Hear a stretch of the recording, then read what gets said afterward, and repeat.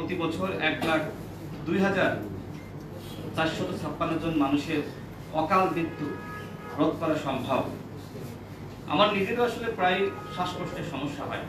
আমি কয়েকবার ডাক্তার দেখিয়েছি, তারা যেটি বলেন যে বায়ু দূষণের কারণে, ধুলাবালি, এই সমস্যার কারণে আসলে শ্বাসকষ্টের প্রবলেম। এখানেও আসলে এটি উল্লেখ করা হয়েছে। যদি এই বায়ু দূষণ রোধ করা যেত তাহলে এতগুলো মানুষকে অকাল মৃত্যুর হাত থেকে রক্ষা করা যেত। আমাদের এই যে ঠান্ডা, কাশি, যে ধরনের সমস্যাই হোক না কেন, তার মূলে আসলে এই বায়ু দূষণ।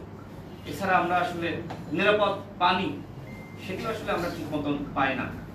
বর্ষার পানিতে আমরা প্রায়ই দেখি যে সেখানে আয়রনের সমস্যা, নানান ধরনের সমস্যা। এত এত সমস্যা নিয়ে তারপরেও আমরা স্বপ্ন দেখছি নতুন একটি বাংলাদেশ গঠন করার। সেই নতুন বাংলাদেশ গঠন করতে হলে আমাদের সবার ভিতরে আসলে পরিবর্তন দরকার। বিশেষ করে যারা স্থানীয় নির্বাচনে প্রার্থী হন, তারা যদি আসলে কাজটা সঠিকভাবে করার মানসিকতা পোষণ করেন, তার দায়িত্ব সঠিকভাবে পালন করেন, তাহলে আমার মনে হয় যে অনেক কিছু সম্ভব। 53 বছরে আমরা শুধু দেখেছি যে লুটপাট, চাঁদাবাজি। আমরা দেখেছি যে যারা আসলে এই স্থানীয় নির্বাচনে যারা জয়ী হয়েছে, তারা যে ম্যান্ডেট জনগণকে দিয়েছে সেটি আসলে পূরণ করেনি। এই ঢাকা শহরে আমরা যারা মেয়র ছিল তারা কতটুকু কাজ করেছে? ঢাকা শহর কখনো বায়ু দূষণে চ্যাম্পিয়ন হচ্ছে, শব্দ দূষণে চ্যাম্পিয়ন হচ্ছে। এর জন্য দায়ী কি যারা সাবেক মেয়র ছিল তারা দায়ী না? অবশ্যই দায়ী। সুতরাং যারা আসলে ব্যর্থ হয়েছে, আমার মনে হয় যে এখন তরুণদেরকে সুযোগ দেওয়া দরকার। যারা তরুণ প্রার্থীরা এই ঢাকা শহরকে গুছাতে চায়, সাজাতে চায়। আমি নিজেও প্রায় মাস 2 আগে চীনে গিয়েছিলাম। সেখানে দেখলাম যে রাস্তায় কোনো একটি জায়গায় আপনি সামান্য ধুলাবালু পাবেন না, কোথাও কেউ ময়লা পর্যন্ত ফেলায় না। এতটা ডিসিপ্লিন, তাদের মানুষ এতটাই সভ্য, একে অপরকে উপকার করে। আমার একটি ব্যাগ 2 বার হারিয়েছিল, 2 বারই তারা এসে ফেরত দিয়ে গেছে। অর্থাৎ তাদের যে প্রযুক্তি, কেউ চুরি করার সাহস করে না। আর আমাদের দেশে যে ফুটপাতে দেখেন, কেন এই ফুটপাত দখল করে বসে থাকে? আমাদের প্রশাসন কি করে? আমরা দেখছি যে এখন ঢাকা উত্তর সিটি কর্পোরেশন তারা রিক্সাগুলো ডাম্পিং করছে, ঘুরিয়ে দিচ্ছে। এরকম নানান সমস্যা দেখছি যে আমরা শহরে উদ্যোক্তা, সেখানেও ডাম্পিং করলো ফুটপাতে যারা খাবার বিক্রি করে। আমার মনে হয় যে এই গরিবের পেটে লাথি মারা এটি আসলে সমাধান নয়, বরং রাষ্ট্রের আইনের শাসন, জবাবদিহিতা, এগুলো আরো যদি আমরা প্রতিষ্ঠা করতে পারি তাহলে কিন্তু এই উন্নয়ন সম্ভব এবং এই নগরীকে সুন্দরভাবে সাজানো গোছানো সম্ভব। আমি সর্বশেষ বলবো, অন্তর্বর্তীকালীন সরকারের উপরে আমাদের অনেক প্রত্যাশা যে এই সরকার অন্তত আমাদের রাষ্ট্রের মেরামতটা তারা শুরু করবেন, জবাবদিহিতা, স্বচ্ছতা নিশ্চিত করবেন। কিন্তু গত 9 মাসের এখনো পর্যন্ত সরকারের স্বচ্ছতা, জবাবদিহিতা আমরা লক্ষ্য করছি না। সরকার যদি এই নগরের সমস্যাগুলো, যেমন ট্রাফিক সমস্যা, আমার কাছে মনে হয় যে এখন 1 নম্বর সমস্যা, এই সমস্যার কোনো সমাধান আমি দেখছি না, বরং আরো সংকট তৈরি হয়েছে। একজন বক্তা, এনসিপির একজন নেতা, তিনি বললেন যে ঢাকা শহরের যে গাড়িগুলো, বাংলাদেশের, শুধু বাংলাদেশের, আমি দুঃখিত, মানে পৃথিবীর কোন দেশে আসলে এই ধরনের গাড়ি, এত ভাঙা চোরা, এত পুরাতন গাড়ি নাই। ঢাকা শহরে আমরা যে গাড়িগুলোতে আমরা চলে থাকি, বাসগুলোতে দেখেন কি ধরনের অনিরাপদ এই বাসগুলো, ভাঙা চোরা।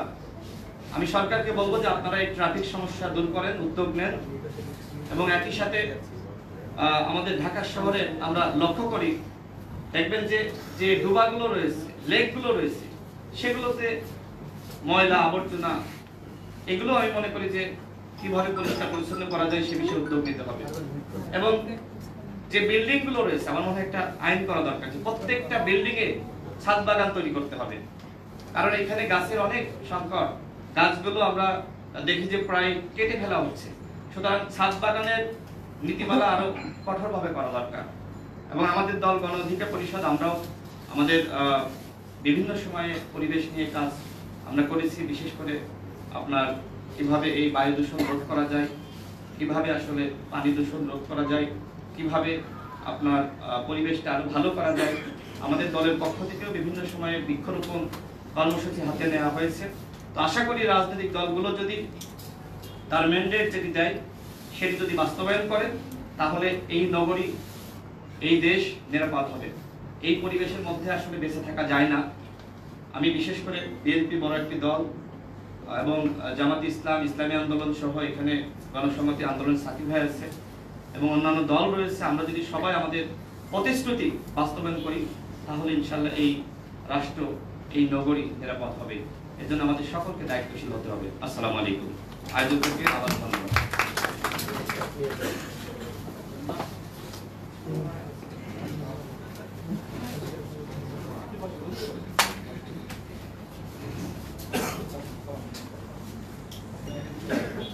ধন্যবাদ জনাব রাশিদ খান, বাচ্চাদের হসপিটালে রেখেও উনি আমাদের সময় দিয়েছেন, এর জন্য ধন্যবাদ জানাচ্ছি।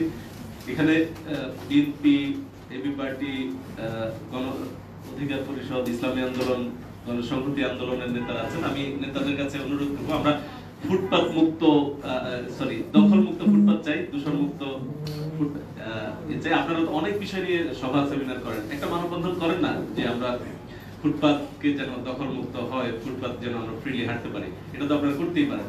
উনি আপনাদের জাতীয়তাবাদী চালক দল আছে, আপনি তাদেরকে বলেন যে তাদের উদ্যোগে যে আমরা কোনো বাসে, কোনো পরিবহনে যেন অযথা হর্ন না বাজায়, তাইলে দেখবেন যে মানুষ আপনাদেরকে সাধুবাদ জানাবে। এই বিষয়টা তো আপনারা করতে পারেন। আমি রাজনৈতিক নেতাদেরকে অনুরোধ করবো, আপনারা আপনাদের পার্টি কি করবে সেই বিষয়ে একটু কথা বলবেন।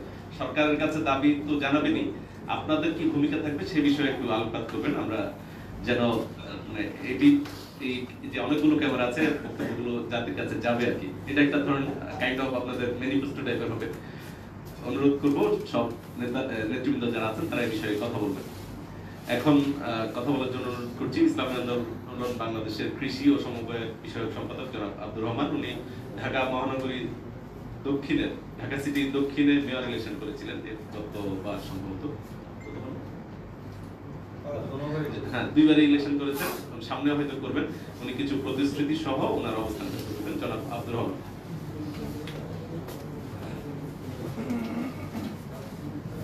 نحمده على رسوله الكريم أما بعد أعوذ بالله من الشيطان الرجيم بسم الله الرحمن الرحيم মিশন গ্রিন বাংলাদেশ নাভি সিসিটি আয়োজিত আজকে পরিবেশ বান্ধব নগর গঠনের রাজনীতি ভাবনা এই আয়োজনের সম্মানিত সভাপতি, মঞ্চে উপস্থিত জনাব জুনায়েদ সাকি, প্রধান সমন্বয়কারী গণসংহতি আন্দোলন, উপস্থিত আছেন নীলুফার চৌধুরী মনি, সাবেক এমপি ও স্বনির্ভর কৃষক সমাজ সম্পাদক বিএনপি। আজকে এখানে উপস্থিত আছেন আমাদের মোহাম্মদ রাশেদ খান, সাধারণ সম্পাদক গণ অধিকার পরিষদ, নেতৃবৃন্দ, উপস্থিত সাংবাদিক ভাইয়েরা, আসসালামু আলাইকুম।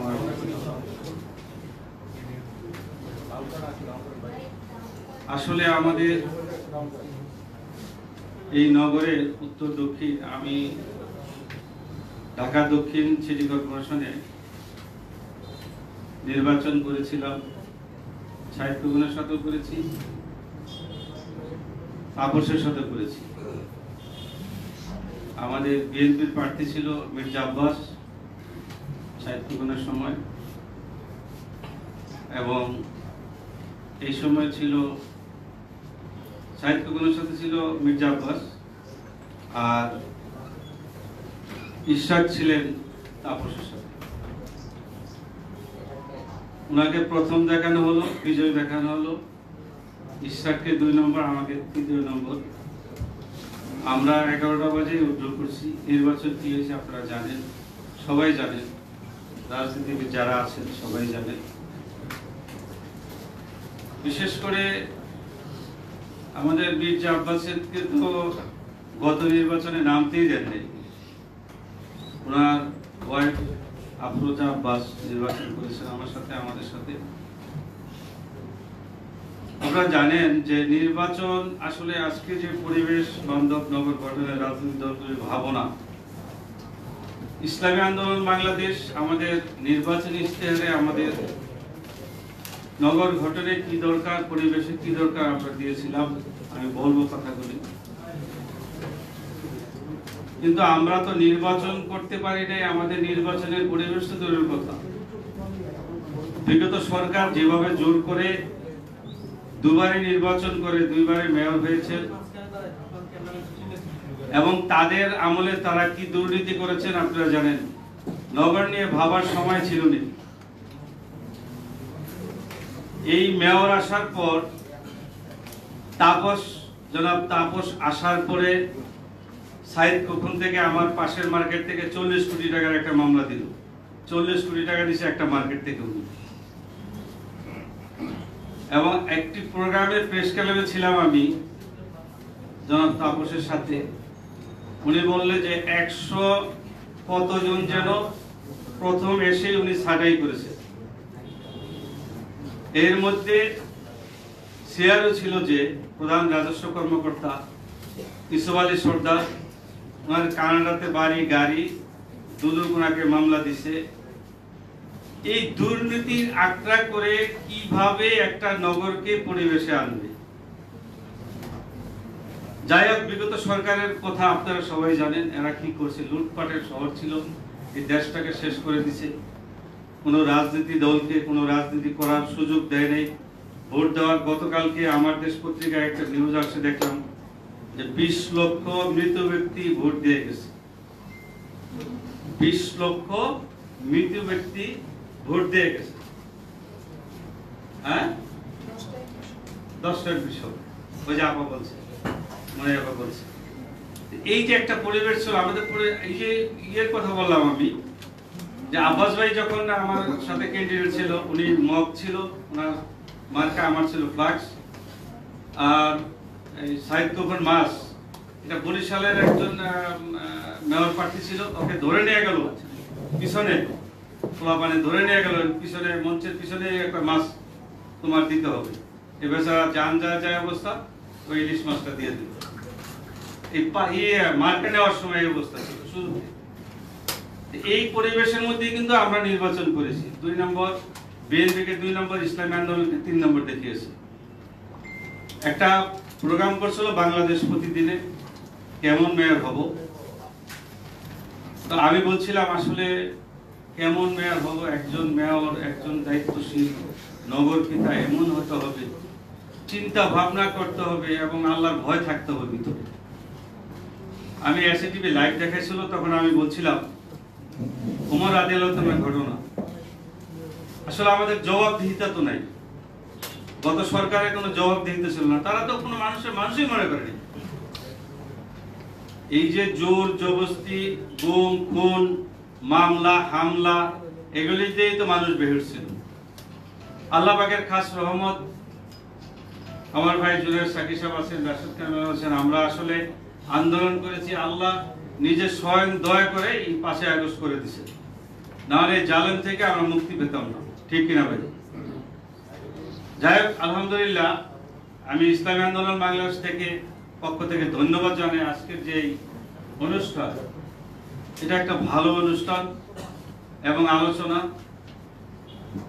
একটা বিষয় হলো, যারা মেয়র হয়েছেন, যেভাবেই হয়েছেন, এখানে দায়িত্ব নিয়েছেন, তারা কিন্তু এই নগর নিয়ে কোনো চিন্তা ভাবনা করেনি। আপনি নগর নিয়ে যদি মানুষ নিয়ে যদি চিন্তা ভাবনা করেন, এখানে বিশেষজ্ঞ আছে। আমি বলছিলাম যে নগর বিশেষজ্ঞ আছে, বাহিরে যান, এবং আমাদের দেশের বিশেষজ্ঞদের নিয়ে সিঙ্গাপুরে প্রোগ্রাম করে, আমরা কেন পারবো না নগরকে ঠিক করতে? আমি বলছিলাম, যুগান্তর একটা প্রোগ্রাম ছিল, সেখানে বলছিলাম, কিন্তু আমাদের তো সুযোগ দেওয়া হয়নি। এবং বিএনপির যে ক্যান্ডিডেট, তাদেরও সুযোগ দেওয়া হয়নি। আমাদের ভোট পেলে তো কেড়ে নিছে তারা, কিন্তু তারপরে তারা পাশ দেখাই আমাদের 2 নম্বর আর 3 নম্বর দেখেছে। ঈশ্বর থাকলে আজকে বলতে পারতো, এখানে অনেক কথাই বলতে পারতো আমরা ভোট যুদ্ধ কিভাবে করছি। না, আমাদের মতো এত মিছিলও করতে পারেনি তারা। আর বিএনপি কে তো বাইরে হইতে দেয়নি। এই সাহিত্য খুনের সময় তো আমি দেখছি যে আব্বাস ভাই তো বের হয়নি, তখন ভাবি নির্বাচন করছে। আমি হাইকোর্টের প্রোগ্রামে দেখলাম যে আফরোজা আব্বাস ভাবি উনি নির্বাচন করবে। আমি বলি ভাবি আপনি, আপনার ভাইকে তো মামলা দিয়ে রাখছে, সে নির্বাচন কিভাবে করবে? এই একটা পরিবেশ ছিল। আমরা চাই এত সুন্দর একটা আজকে যেই ঢাকা শহরের যেই অবস্থা, আমাদের এই নগরের যে অবস্থা, আমরা চেষ্টা করলে মানুষ অনেক কিছু পারে। আমরা যে রাজনৈতিক দলগুলি আসছি, আগামীতে যদি যেই আসে, যেই দল থেকে আসে, আমরা যদি চিন্তা ভাবনা করি, মানুষের চিন্তা ভাবনা করি যে আমরা নগরকে পরিচ্ছন্ন করব, এই বায়ু দূষণ, শব্দ দূষণ, অনেকেই বলে গেছেন, আমাদের রাশেদ ভাই বলে গেছেন যে আসলে এই পানিগুলো, অনেক সময় পানিগুলো এত দুর্গন্ধ, আমরা কিন্তু ঠিকই পানির টাকা দিয়ে যেতেছি। আজকে যেই বাড়ির বিল ছিল 3000 টাকা, আজকে 16,000। আমার এক বাড়ির বিলেই আমি 16,000-17,000 টাকা দিতেছি, মাত্র 2200-2300 টাকা ছিল। এই পানির দুর্গন্ধ, এরপরে পরিবেশ। আমার এক ভাই বলে গেছেন, আসলে তো দেখেন এখন পর্যন্ত কোনো নির্বাচন হলো না, নির্বাচন হয় নাই, পরিবেশ দেখেন তো, রাস্তাগুলি দিয়ে হাঁটা যায় দোকানের জন্য, আপনি দেখেন পরিবেশ আমরা কিভাবে ঠিক করব? এগুলো তো আমাদের দরকার। বাসের কথা যে কথা বললো, এগুলি আমাদের নিজের সবারই চিন্তা ভাবনা, সব দলের চিন্তা ভাবনা করা দরকার। এখন যদি নির্বাচিত একজন মেয়র হয়, তাহলে তার পক্ষে সম্ভব এটা, নাহলে এই প্রশাসক দিয়ে কোনোদিনই সম্ভব না। তিনি তো অস্থায়ীভাবে আছেন। আমি বঙ্গবাজারের পাশের মার্কেটের চেয়ারম্যান এবং বঙ্গ কমপ্লেক্সের 4 মার্কেটের 1 মার্কেটের সভাপতি, 4 মার্কেটের 1 নম্বর জয়েন্ট সেক্রেটারি। আমরা এই পুরার জন্য গেলাম, সেখানে আমরা 3 লাখ করে প্রায় 100 কত কোটি টাকার জন্য ফান্ডে জমা দিচ্ছি। চেয়ারের সাথে এবং টিওর সাথে আমরা মিটিং করলাম, সেখানে যেয়ে দেখলাম যে আমাদের 40 কোটি টাকা অন্য ফান্ডে দিয়ে দিছি। এখন টাকা নইলে কাজ হবে, তুমি 40 কোটি টাকা কেন তারপর অন্য জায়গায় দিছো? এখন তারা তো এই টাকা দিতে পারে না, আমাদের না হলে ফিরে এখন আবার 3 লাখ করে আমাদের টাকা দিতে হইতেছে। এইটা তো কোনো কাজ না। এই যে পরিবেশ নিয়ে চিন্তা ভাবনা, এই শহর নিয়ে চিন্তা ভাবনা, এটা মেয়রের দায়িত্ব, নগর পিতার দায়িত্ব, এটা রাজনৈতিক দলের দায়িত্ব তো আছেই, কিন্তু এটা নগর পিতার দায়িত্ব। এটা যদি একজন নির্বাচিত মেয়র হন, ইনশাআল্লাহ চেষ্টা করলে এটা পরিবেশে আসবে। আমরাও সহযোগিতা করব এবং আমাদের যদি আল্লাহ তৌফিক দেয় আমরাও চেষ্টা করবো ইনশাআল্লাহ। সবাইকে ধন্যবাদ জানিয়ে আমার বক্তব্য শেষ করছি। আসসালামু আলাইকুম ওয়া রাহমাতুল্লাহ।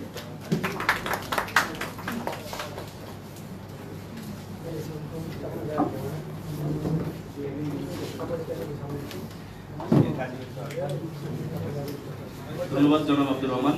আর আপনি মার্কেটের সভাপতি, মার্কেট এলাকার পরিবেশটা দেখবেন কেন, মার্কেট এলাকার পরিবেশ যেন ঠিক থাকে।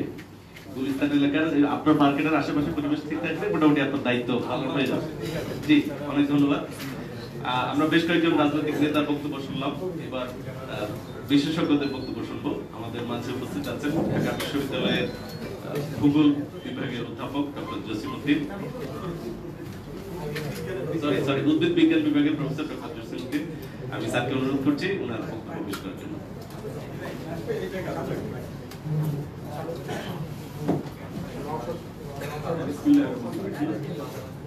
মঞ্চে উপবিষ্ট আজকের এই গুরুত্বপূর্ণ অনুষ্ঠানের সভাপতি, বিভিন্ন রাজনৈতিক দলের নেতৃবৃন্দ, সাংবাদিক ভাইয়েরা, বিজ্ঞজন, সবাইকে স্বাগত জানাচ্ছি।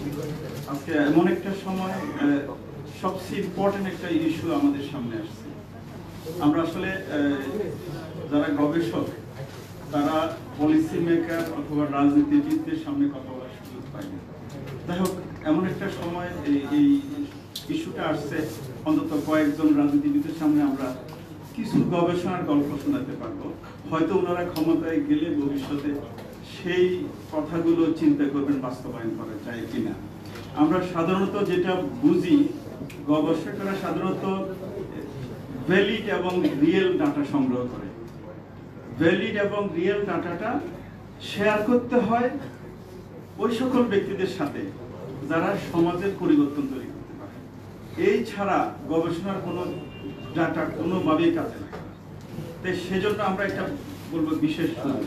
আমরা যদি ঢাকা শহরের কথা বলি, আমাদের কয়েকটি গবেষণার কথা বলি, আমরা এক সময় আজ থেকে প্রায় 50-60 বছর পূর্বে হ্যাঁ, যদি পরিবেশের বড় একটা অনুষঙ্গ হচ্ছে উদ্ভিদ এবং প্রাণী, এরপরে মাটি, পানি, বাতাস, তাপমাত্রা ইত্যাদি সব আছে।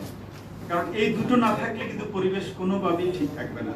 এই বাকিগুলোকে ঠিক রাখতে হলে গাছ থাকতে হবে, গাছের উপরে পশু পাখি থাকতে হবে, এবং গাছ থাকতে হবে সেই গাছ যেই গাছ লাগালে পশু পাখি এমনি আসবে।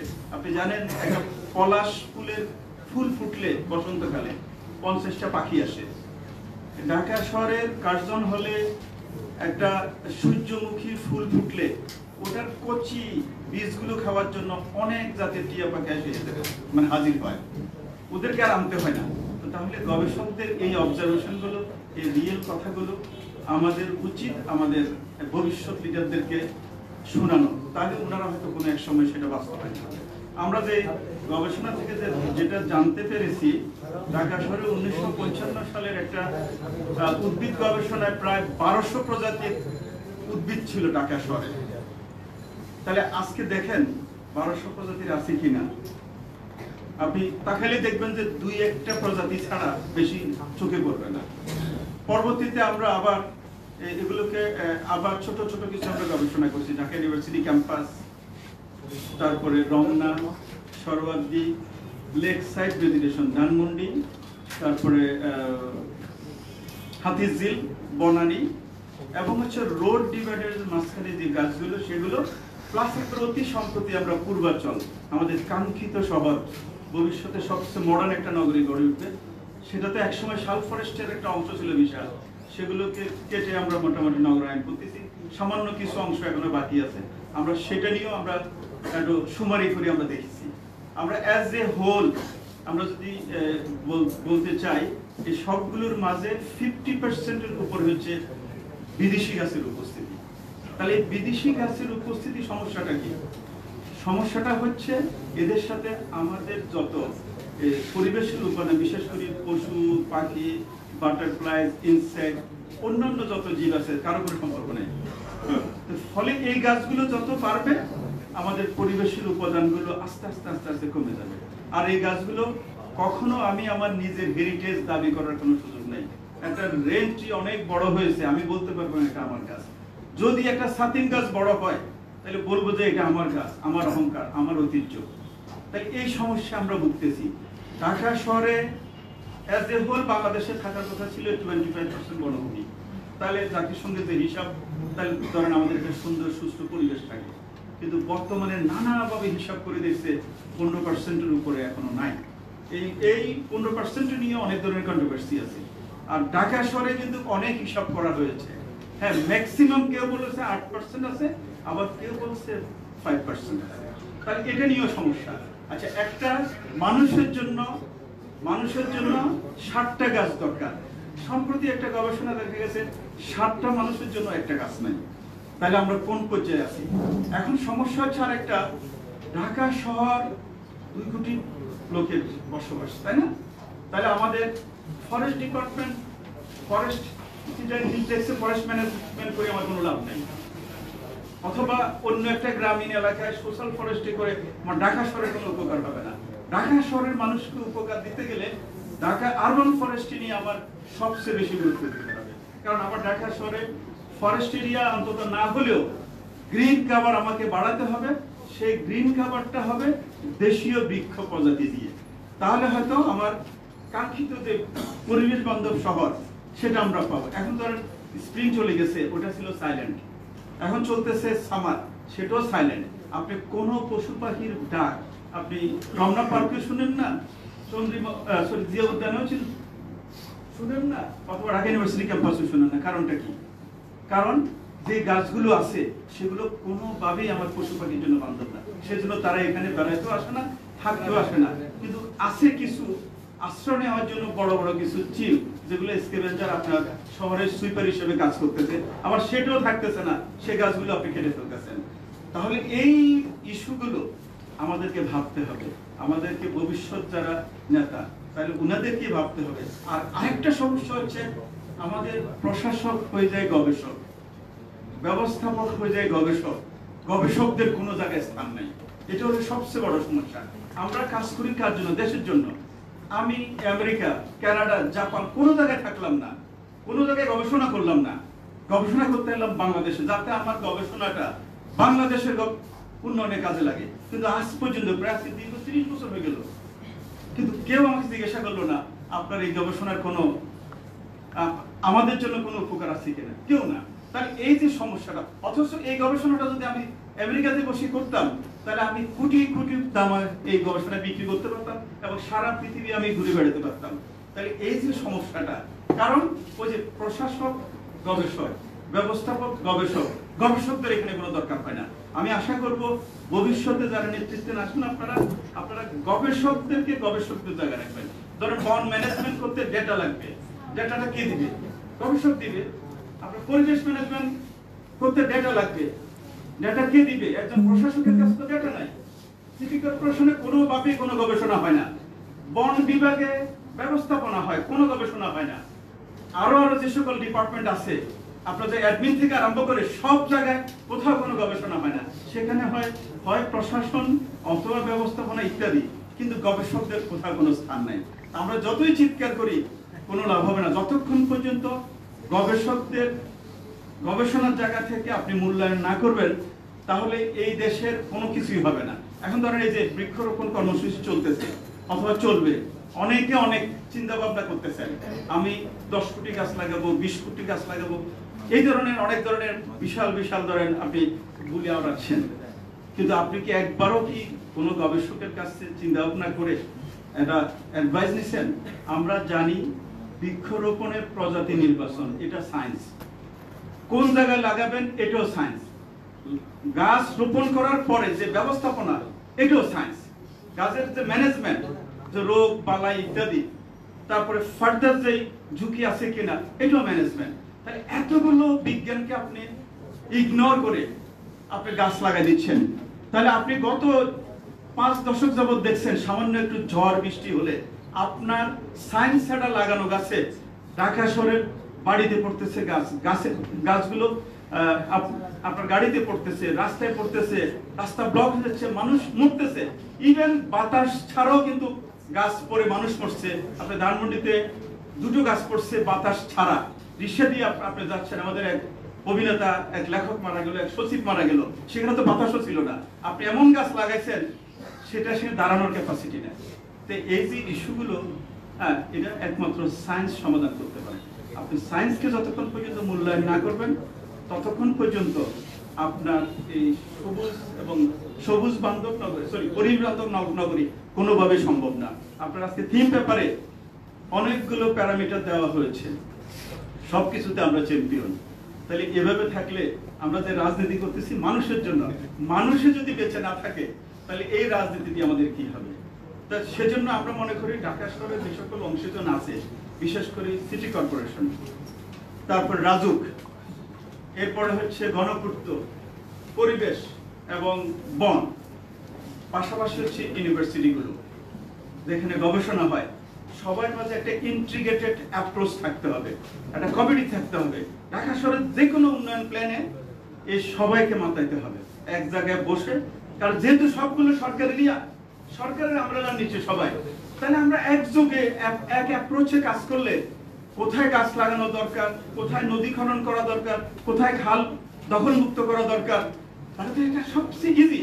তাহলে আমাদের রাজনীতিবিদদের কাজ করতে সহজ হতো, কিন্তু আমরা করি না। আমি আজকে আশা করব মুনিয়াপ্পা এবং আমাদের জুনায়েদ সাকিব ভাই আছেন, আরো যারা আছেন, আপনারা এই মেসেজগুলো পৌঁছায় দেন, তাহলে অন্তত অ্যাটলিস্ট আমরা যেই উদ্দেশ্য নিয়ে আজকে হাজির হয়েছি তাহলে সেটা সম্ভব। আপনি যদি সায়েন্স ইগনোর করেন তাহলে শুধু রাজনীতিবিদ দিয়া কখনো সুন্দর পরিবেশ অথবা সুন্দর নগরী করা সম্ভব না। আমি আর কথা বেশি বলবো না, আপনাদেরকে অসংখ্য ধন্যবাদ, আয়োজককে অসংখ্য ধন্যবাদ। আমি একটু জোর করে মাইকটা নিলাম, কারণ আমাদের এই রাজনীতিবিদেরা বক্তৃতা দিয়ে চলে যাচ্ছে, কারণ আমাদের কথাগুলো না শুনলে ওনারা কি চিন্তা করবে, সেই জন্য আমি শুরুতে নিলাম। আপনাদেরকে অসংখ্য ধন্যবাদ, থ্যাংক ইউ।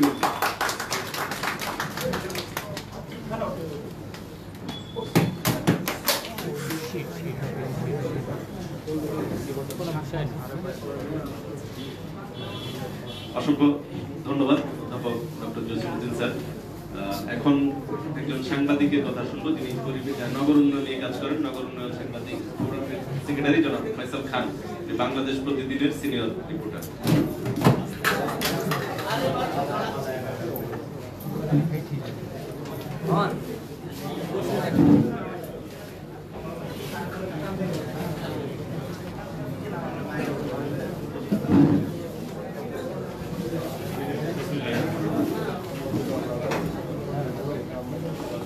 শোনা যাচ্ছে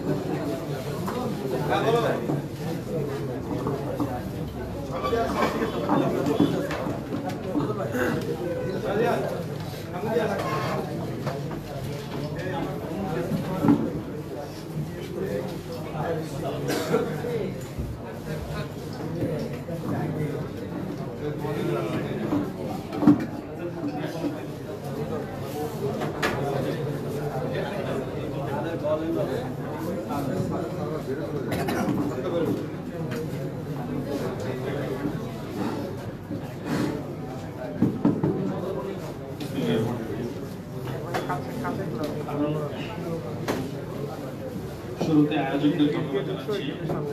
অত্যন্ত সময়োপযোগী একটি টপিক নিয়ে আজকে এই অনুষ্ঠানটা আয়োজন করার জন্য। আমরা নগরীর পরিবেশ নিয়ে অনেক আলোচনা করি, আমরা দেখতে পাই যেটা যারা এখানে অনেকেই নাগরিক সমস্যা নিয়ে রিপোর্টিং করেন, আমরা সেই যখন রিপোর্টিং শুরু করেছি তখন থেকে একটি বিষয়ের সাথে আমরা খুব পরিচিত, যে ফুটপাত উচ্ছেদ হয় আবার বসে। আমরা হেডিং করি যে ফুটপাতে চোর পুলিশ খেলা, বা সকালে উচ্ছেদ বিকেলে দখল। তারপরে দখলের পরিমাণটা এই পর্যায়ে গেছে, ফুটপাত তো শেষ, আগেই শেষ। এখন সড়কের, আপনি গুলিস্তান গেলে দেখবেন সড়কের এক সারিতে বসছে, তারপর দ্বিতীয় সারি পর্যন্ত এখন বসে গেছে। কিছুদিন পরে এরকম একটা অবস্থা সৃষ্টি করবে যে এত হকার এখানে বসছে, এত নিম্ন আয়ের মানুষজন, তাদেরকে আমরা কিভাবে তুলে দিব? তাহলে রাস্তাটাই বন্ধ করে দেই, এখানে আমরা একটা অস্থায়ী তাদের পুনর্বাসনের ব্যবস্থা করে দিই। এটা কিন্তু আস্তে আস্তে হচ্ছে। কিন্তু এটার পিছনের যে কারণ, সেটা কিন্তু আমরা যারা নাগরিক সাংবাদিকতা করি বা নগরবাসী সমস্যা নিয়ে কাজ করি, তারা কিন্তু জানি। একেবারে যদি এক কথায় বলতে চাই, যে রাজনৈতিক দলগুলো যদি সিদ্ধান্ত নেয় যে আমরা ফুটপাত থেকে চাঁদা নিব না, আমরা সড়কে হকারের কাছ থেকে চাঁদা নিব না, তাহলে এই নিম্ন আয়ের মানুষ, এই যে আমরা যাদেরকে বলি যে একটু পিছিয়ে পড়া জনগোষ্ঠী, তাদের কিন্তু এরকম হিম্মত নাই, এত সাহস নাই যে ঢাকার রাজধানীর মতো 0 পয়েন্টের মতো একটা জায়গায় সড়কে সে আপনার দোকান বসাবে বা দোকান নিয়ে বসে থাকবে, পুলিশ আসবে, ম্যাজিস্ট্রেট আসবে, তাও সে যাবে না। এটা কিন্তু সহজেই বোঝা যায়। কিন্তু এই ক্ষেত্রে নগরীর পরিবেশ ঠিক করতে হলে রাজনৈতিক দলগুলোকে অবশ্যই সিদ্ধান্ত নিতে হবে এবং খুব কঠোরভাবে এটি নিশ্চিত করতে হবে। এরপরে আমি যে কথাটি বলবো, যে আরো নগরীর যে পরিবেশের যে সমস্যা, শিল্প বর্জ্যটা বড় একটা সমস্যা। এই শিল্প বর্জ্যের পিছনে যদি আপনি চিন্তা করেন, তাহলে যেটা দেখা যায় যে ঢাকার পাশে নারায়ণগঞ্জ, গাজীপুর, এসব এলাকায় আমার যাওয়ার সুযোগ হয়েছে শিল্প বর্জ্য নিয়ে কাজ করার সুবাদে। এলাকাবাসীর সঙ্গে কথা বলেছি, তারা যেটা জানিয়েছে যে একজনকে জিজ্ঞেস করলাম যে আপনাদের বাড়ির পাশে খালটা নষ্ট হয়ে যাচ্ছে, এত দূষিত পানি, এত শিল্প বর্জ্য আসছে, আপনারা প্রতিবাদ করেন না কেন? আমি প্রশ্নটার উত্তর খুঁজতে চেষ্টা করেছি। এটা খুঁজতে গিয়ে দেখলাম যে ওই কারখানার শুধুমাত্র ওয়েস্টেজের ব্যবসা, জুট যেটাকে আমরা বলি, এটার জন্য একই রাজনৈতিক দলের 2 নেতার মধ্যে গোলাগুলি হচ্ছে, মানুষও মারা যাচ্ছে। ওয়েস্টেজের ব্যবসার জন্য দেখা গেছে যে ওই এলাকার সবচেয়ে যে প্রভাবশালী নেতা, সেই নেতাই ওয়েস্টেজ ব্যবসাটা করে। যে কারণে এই পরিবেশ কি নষ্ট হচ্ছে, কি শিল্প বর্জ্য, কি ইটিপি, এগুলো নিয়ে কেউ আর কথা বলার মতো কোনো সাহসই করে না। সুপ্রিয় ভাইরা, আমার কথা শেষ করব, পরিশেষে ঢাকার আরেকটি কথা বলে শেষ করব, যে ঢাকায় রিক্সা অনেক বড় একটি সমস্যা হয়ে দাঁড়িয়েছে আমাদের। আমরা কিছুদিন আগে দেখেছি যে রিক্সার বিরুদ্ধে উচ্ছেদ অভিযান চালাচ্ছেন অনেক আবার রিক্সা ভেঙে ফেলা হচ্ছে, এগুলো নিয়ে নানান কথা হচ্ছে। কিন্তু এর মাঝে আরেকটি বিষয় হয়তো আমাদের দৃষ্টি এড়িয়ে যাচ্ছে কিনা আমি জানি না, উত্তর সিটি কর্পোরেশন এবং বুয়েট সমন্বিতভাবে আরো কিছু আধুনিক পরিবেশের নাম করে আরো কিছু রিক্সা নামানোর উদ্যোগ নিয়েছে। এখন আমরা যদি প্রশ্ন করি এই ঢাকা শহরে কি রিক্সার কোনো অভাব পড়েছে বা রিক্সার কোনো সংকট আছে, যে রিক্সাগুলো আছে আমাদের সেই রিক্সাগুলাই কিন্তু আমরা চলার জায়গা দিতে পারছি না, সেগুলাই আমাদের গলার কাটা হয়ে দাঁড়িয়েছে। এগুলোর সমস্যা সমাধান না করে আমরা আরো কিছু রিক্সা নিয়ে আসবো পরিবেশের কথা বলে। এইভাবে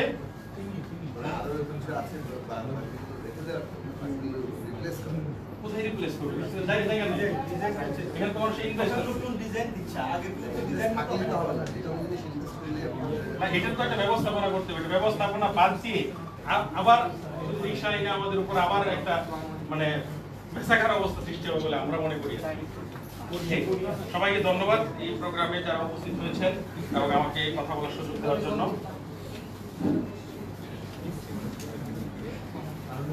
ধন্যবাদ জনাব ফয়সাল খান। এখন একজন আইনজীবী আমাদের মাঝে উপস্থিত আছেন, সুপ্রিম কোর্টের অ্যাডভোকেট রাশেদুজ্জামান, সুপ্রিম কোর্টের আইনজীবী। উনি 2 মিনিটের শুভেচ্ছা বক্তব্য দেবেন। ধন্যবাদ। উপস্থিত সবাইকে আমি আমাদের পরিবেশ বান্ধব গ্রাম নগরের প্রেক্ষাপটে আইনগত দিকগুলো বলব। আমাদের সংবিধানেই বলা আছে 18 যে প্রত্যেক নাগরিক একটা দূষণমুক্ত পরিবেশে বসবাস করবে, এটা সাংবিধানিক অধিকার।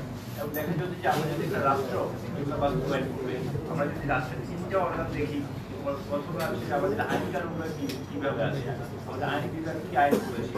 আমাদের 200টার মতো আইন আছে যেগুলোর মধ্যে বলা হয়েছে পরিবেশ কিভাবে সংরক্ষণ হবে। এবং পুরো সাউথ এশিয়াতে আমাদের মতো এত আইন আর কাছে নেই। আমাদের পরিবেশ সংরক্ষণ আইন আছে, বিধিমালা আছে, বায়ু দূষণ বিধিমালা আছে, এবং আইনের কোনো শেষ নেই। আমাদের পরিকল্পনা আছে, নীতি আছে। এবং এরপরে যদি আমরা দেখি যে পর্যাপ্ত আইনের পাশাপাশি আমাদের বিচার বিভাগ কি করছে, দেখা যাচ্ছে যে এমনকি ফ্যাসিস্ট আমলের বিচার বিভাগ কিন্তু পরিবেশ সংরক্ষণের জন্য অনেকগুলো আমাদের পরিবেশের সপক্ষে কিছু আইন ছিল, এগুলোর পক্ষে রায় দিয়েছে, কিছু রুল ছিল, ডিরেকশন ছিল, কিন্তু বাস্তবায়নটা করবে কে? ফাইনালি আমরা সেই জায়গায় গিয়ে আমরা হেরে যাচ্ছি। কারণ বাস্তবায়নের দায়িত্ব হচ্ছে শাসন বিভাগের উপর। আমাদের সিটি কর্পোরেশন, আমাদের আমলাতান্ত্রিক, আমাদের আইন শৃঙ্খলা রক্ষাকারী কমিটি, প্রশাসন, এরা বাস্তবায়ন করি। এবং সেই জায়গায় আমরা আইন থাকার পরও, সুপ্রিম কোর্টের রায় থাকার পরও আমরা বাস্তবায়ন ওখানে সমস্যা করছি, যার কারণে নাগরিকরা পরিবেশ বান্ধব যে নগর পাওয়ার কথা সেটা আমরা পাচ্ছি না। তো এই বাস্তবায়নের জায়গাটা আসলে সিটি কর্পোরেশন, গ্রামে যদি আমরা পৌরসভা, ইউনিয়ন পরিষদ, এগুলাতে আমাদের বাস্তবায়নগুলো করতে হবে। যেমন আমরা যদি ধরি সিটি কর্পোরেশনের একটা উদ্যোগ আছে যে 10% রিবেট পাবে হোল্ডিং ট্যাক্সের উপর যদি ছাদ বাগান থাকে। এখন এটার জন্য মানুষ কিন্তু উৎসাহিত, ওই রিবেটের জন্য টুকটাক দেখানোর জন্য ছাদ বাগান করছে। কিন্তু আমাদের আইনে যে অনেকগুলো আছে, দেয়াল নির্মাণ করা যাবে না, সেতু ফেলানো যাবে না, আইন করানো যাবে না, এগুলোর জন্য সিটি কর্পোরেশনগুলো পর্যাপ্ত তদারকি করছে না। এবং আমরা যদি দেখি 31st নাইটে ছাদগুলোতে যে পরিমাণ আতঙ্কবাদী হচ্ছে, এগুলোর জন্য যদি জরিমানার ব্যবস্থা সিটি কর্পোরেশন রিবেটের মতো করে দিত, যে ছাদের উপর আতঙ্কবাদী জ্বলবে, উঠবে, এগুলোতে জরিমানা করা হবে, সেক্ষেত্রে এবং সেটা পর্যাপ্ত তদারকি হতো, সেক্ষেত্রে জনগণ কিছু সচেতন থাকতো। কারণ এই আতঙ্কবাদী শব্দ দূষণ এগুলোর কারণে আমরা যা নাগরিকরা করছি। তা আমি যেটা এক কথায় বলতে চাই, আমাদের পর্যাপ্ত আইন রয়েছে এবং বিচার ব্যবস্থা পরিবেশের ব্যাপারে অন্তত সোচ্চার আছে, কিন্তু আমাদের বাস্তবায়নের জন্য আমাদের এখন দরকার হচ্ছে স্থানীয় পর্যায়ে, সিটি কর্পোরেশন পর্যায়ে নাগরিক বিজ্ঞাপন এবং যারা রাজনৈতিক দলগুলো আছে, এটা ঐক্যমতের ভিত্তিতে অন্তত পরিবেশের ব্যাপারে রাজনৈতিক দলগুলো একমত হবে, যেটা আমরা আশা করব রাজনৈতিক দলগুলোর মধ্যে। কারণ একজন মেয়র হবে, কিন্তু ওনাদেরকে প্রেশার গ্রুপ হিসাবে চাপ প্রয়োগ করে যাবেন অন্যান্য রাজনৈতিক দলগুলো। এবং দলের মধ্যে ভিন্নতা থাকা সত্ত্বেও যদি পরিবেশের ব্যাপারে রাজনৈতিক দলগুলো এক হয়, আমরা ইনশাআল্লাহ একটা সুন্দর নগর পাবো, পরিবেশ নগর পাবো। ধন্যবাদ সবাইকে। ধন্যবাদ জনাব অ্যাডভোকেট রাশেদুজ্জামান। আমাদের মাঝে একজন ডাক্তার উপস্থিত আছেন, এখন কথা বলবেন জনাব ডাক্তার শেখ মইনুল খোকন। উনি human aid research lab and হসপিটালের চেয়ারম্যান। 1 মিনিটের বেশি কথা বলবো না। পরিবেশ বান্ধব নগরের কথা বলা হয়েছে। পরিবেশ বান্ধব নগরের দরকার কেন? সুস্থ থাকার জন্য, সাউন্ড হেলথের জন্য। কিন্তু ইন্ডাস্ট্রিয়াল ওয়েস্টের কথা বলা আছে, কিন্তু মেডিকেল ওয়েস্টের কথা কি কেউ বলেছে? ঢাকা শহরে 2000-এর মতো হসপিটাল আছে, প্রতিদিন 20 থেকে 25 টন ওয়েস্ট প্রোডাকশন হচ্ছে, এবং যেটা খুবই ভয়ঙ্কর। আপনি দেখবেন যে ডায়ালাইসিস হয়, ওখানে hepatitis B virus, C virus আছে। আপনি দেখবেন যে অপারেশন হয়, ওখানে hepatitis B virus, C virus, even HIV এইডসও আছে। এগুলো কি এইসব ওয়েস্ট কি প্রপার ম্যানেজমেন্ট হচ্ছে কিনা? হচ্ছে কিন্তু না। আপনি দেখুন একটা গৃহস্থালীর ময়লার গন্ধ থেকে একটা হসপিটালের ব্লাডের গন্ধ কতটা ভয়ঙ্কর। আমার মনে হয় যে পলিসি মেকাররা তো আসলে লিডার, এর মধ্যে ম্যানেজার আছে, আমাদের যারা অ্যাডমিনিস্ট্রেশন আছে, এর বাইরে আমরা যারা প্রফেশনালস আছে। আপনি দেখবেন যে ঢাকা শহরের মেডিকেল ওয়েস্ট ম্যানেজমেন্টের জন্য মাত্র একটা ইনস্টিটিউশন আছে যার সাথে মেডিকেলের লোকজনের সাথে কোনো ইনভলভমেন্ট নেই। এই যে প্রতিদিন একটা হিউজ ওয়েস্ট হচ্ছে, মেডিকেল ওয়েস্ট, এটা তো প্রপার ম্যানেজমেন্ট হওয়া দরকার। তার থেকে বড় জিনিস হলো কি, এই যে মেডিকেলের ওয়েস্ট ম্যানেজমেন্টের সাথে যারা জড়িত, এই লোকদের আয় ইনকাম করছে, একটা হসপিটালের আয়া বুয়া এদের বা এদের ইনকাম কত, এদের স্যালারি কত। কিন্তু এদের যদি একজনের হেপাটাইটিস বি ভাইরাস হয়, এদের জন্য একজনের যদি হেপাটাইটিস সি ভাইরাস হয়, এদের যদি এইচআইভি এইডস হয়, তার এদের ট্রিটমেন্টটা কিভাবে হয়? তা আমার মনে হয় যে আমাদের জায়গাটাতে আমরা খুব ছোট কাজ করি, কিন্তু এটা ইফেক্টিভ কাজ হওয়া দরকার। এই রাষ্ট্র, এই শহর অনেক বড় জায়গা, এখানে অনেক সমস্যা আছে, এখানে সমস্যা সমাধান করেই তো হিরো হতে হবে। যেখানে সমস্যা বেশি সেখানেই কাজ করার জায়গা, যেখানে সমস্যা বেশি সেখানেই তো হিরোইজমের জায়গা। আমরা হতাশ হলে চলবে না। আমার মনে হয় যে একজন চিকিৎসক হিসাবে বা একজন ডেভেলপমেন্ট সেক্টরে আমরা দীর্ঘদিন ধরে কাজ করে আসছি। আমার মনে হয় যে আন্তরিকতা যদি জায়গা তৈরি হয়, আন্তরিক যদি আমরা হই, তাহলে এদেশের মানুষ খুব সহজেই কিন্তু অ্যাকসেপ্ট করবে। সেটার জন্য আপনাকে ভোট চাইতে হবে। আপনি একটা ভালো কাজ করলে মানুষ সেটার জন্য এমনিতেই অ্যাপ্রিসিয়েট করবে। এদেশের মানুষের চাহিদা কম, কিন্তু এদেশের মানুষের একটা ছোট জিনিস পেলে এটাকে অ্যাপ্রিসিয়েট করার আগ্রহ প্রবল। আমি বলবো যে ঢাকা শহরের এই যে যারা ন্যাশনাল পলিসি মেকার রয়েছেন এবং ঢাকা শহর কেন্দ্রিক যাদের লোকাল গভর্নেন্স বা রাজনীতির সাথে ইনভলভ রয়েছেন, তারা যদি ঢাকা শহরে এই জিনিসটাকে অ্যাড্রেস করতে পারে এবং প্রপার সলিউশন করতে পারে, বিশেষ করে মেডিকেল ওয়েস্ট ম্যানেজমেন্টের জন্য, আমার মনে হয় it would be an option, it would be an example for the other city corporation. Thank you so much. দেখা হবে আবার ইনশাআল্লাহ। ধন্যবাদ ডক্টর মহিদুলকে। আমরা একজন বিখ্যাত গবেষকের বক্তব্য শুনলাম, একজন ডাক্তারের বক্তব্য শুনলাম, সাংবাদিকের বক্তব্য শুনলাম। এবার আমাদের এখানে তিনটি অন্যতম আলোচিত তিনটি রাজনৈতিক দল, এখন তিন দলের তিনজন নেতা এখানে উপস্থিত আছেন, তাদের বক্তব্য শুনবো। এই যে কথাগুলো গবেষণালব্ধ কথাগুলো শুনলেন, আমাদের পেপার আপনাদেরকে দেওয়া হয়েছে আগে, সেই সমস্ত আলোকপাত করে এইসব ইয়ের ভিত্তিতে ওনারা কথা বলবেন আশা করছি, এবং তারা পরিবেশ রক্ষায় ওনাদের দল কি করবে সে বিষয়ে সহ সরকারের কিছু করণীয় থাকলে, আমাদের কিছু করণীয় থাকলে, নাগরিকের কি করণীয়, এই সব বিষয় নিয়ে আমরা রাজনৈতিক নেতাদের বক্তব্য শুনবো। আমি শুরুতেই আহ্বান জানাচ্ছি ব্যারিস্টার সানি আব্দুল হক, যিনি এবি পার্টির জয়েন্ট সেক্রেটারি। উনি ব্রিটেন থেকে শুধু রাজনীতি করার জন্যই দেশে এসেছেন। ব্রিটেনে এদেশের কিভাবে রাজনৈতিক পরিবেশ সুন্দর করা যায়, এটি তার স্বপ্ন, আমি যেটুকু জানি। সেই বিষয় সহ সব মিলে কথা বলবেন ব্যারিস্টার সানি আব্দুল হক, এবি পার্টির জয়েন্ট সেক্রেটারি।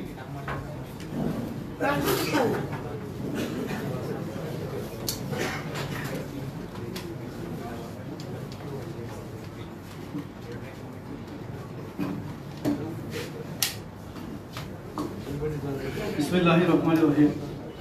আসসালামু আলাইকুম। আজকের আয়োজনের নাম হচ্ছে পরিবেশ বান্ধব নগর গঠনের রাজনৈতিক দলগুলোর ভাবনা। সঞ্চালক আমার রাজনৈতিক পরিচয় বলেছেন, আমি আমার যে রাজনৈতিক দল আছে সেটার কিছু ভাবনা আপনাদের সামনে তুলে ধরব। যে নগর সম্প্রসারণের নামে যে প্রতিনিয়ত আমরা যে বিভিন্ন ধরনের ইমারত নির্মাণ এবং বিল্ডিং নির্মাণের দেখছি, পরিবেশ ধ্বংসের যে কার্যক্রম দেখছি, সেগুলোকে আসলে এখনই রোধ করতে না পারলে আমাদের এই রাজধানী শহরটি শুধু বসবাসের অযোগ্যই হয়ে পড়বে না, হয়ে গেছে অলরেডি, এবং এটা পরিবেশকেও পরিবেশগতভাবে একটা বিপর্যয়ের সম্মুখীন হবে বা হয়তো হয়ে গেছে অলরেডি। সেই জন্য আমরা বোধ করছি যে আমাদের একটা ইকোলজিক্যাল বাফার জোন তৈরি করা দরকার। আপনারা নিশ্চয়ই জানেন যে যুদ্ধকালীন সময়ে এরকম বিভিন্ন দেশের উপরে বাফার জোন তৈরি করা হয়। এরকম যদি ইকোলজিক্যাল একটা বাফার জোন তৈরি করা হয়, দেখুন যদি উত্তরের দিকে তাকাই, এখানে তুরাগ নদী আছে, তারপরে আশুলিয়া থেকে শুরু করে ঢাকা শহরে বিভিন্ন যেগুলো লেক আছে, বিভিন্ন জলাশয় আছে, এইগুলোর উপরে স্পেশাল আইন তৈরি করে এগুলোকে সংরক্ষিত জোন বা এলাকা আকারে যদি ঘোষণা করা যায়, এবং সেখানে কোনো এটা ইন্ডাস্ট্রিয়াল বিল্ডিং হতে পারে বা অন্য যে কোনো বাণিজ্যিক ভবন বা বসবাসের জন্য যে ভবন, এগুলোও নির্মাণ করা যাবে না, ওগুলোকে leave them as it is, যেভাবে আছে ওভাবেই একদম সংরক্ষিত এলাকা হিসেবে আসলে ঘোষণা করা দরকার, এবং এটা কার্যকর পদক্ষেপ নেওয়া দরকার। আপনারা দেখবেন যে যারা বিদেশে ভ্রমণ করেছেন যে আমাদের এই নগরীটা যে কত অপরিকল্পিতভাবে তৈরি করা, বাইরে গেলে বোঝা যায়। আমার প্যারিসে আমি যখন প্রথমবার গেলাম আমি খুব অবাক হয়েছি। প্যারিস তো একেবারেই খুব নতুন শহর বলা যাবে না, লন্ডনের চেয়ে অনেক নতুন, লন্ডন অনেক পুরনো। প্যারিসে আপনি যদি বিমানে করে প্লেনে যদি যান তাহলে দেখবেন প্যারিস শহরের উপরে যখন আপনার প্লেনটা উঠবে এত বেশি জিওমেট্রিক্যালি বিউটিফুল, যে ইনক্রেডিবলি বিউটিফুল, মানে উপর থেকে শহরের উপরে যে এত বেশি, এটা যে এত পরিকল্পনা করে তৈরি করা, এটা বোঝাই যায়। এই যে জ্যামিতি বক্সের ভিতরে বিভিন্ন ধরনের এই থাকে না, জিওমেট্রিক যে বিভিন্ন অঙ্কন টাইপের থাকে, শহরটাকে পুরোটা এরকম মনে হয় যে এত বেশি সুপরিকল্পিতভাবে আসলে শহর তৈরি করা। ওই শহরটা তো আসলে এই 2, 4, 5, 10 বছরের না, অনেক শত বছরের পুরনো শহর। তো আমরা কেন করতে পারছি না? ঢাকা শহরে যদি বিমান উঠে বা নামে যখন, তখন আপনি দেখবেন এই শহরের প্রত্যেকটা বিল্ডিং গুলো যে যার মতো করে তৈরি করা, উঁচু নিচু, ছোট খাটো, লাল নীল বেগুনি 7 রঙে রঙা আর কি। তো এটা যে যার মতো করে তৈরি করেছে কল্পনাহীন ভাবে, এটা বোঝাই যায়। তো এইদিকে আমাদের মনোনিবেশ করা। আরেকটা হচ্ছে রেইন ওয়াটার হারভেস্টিং।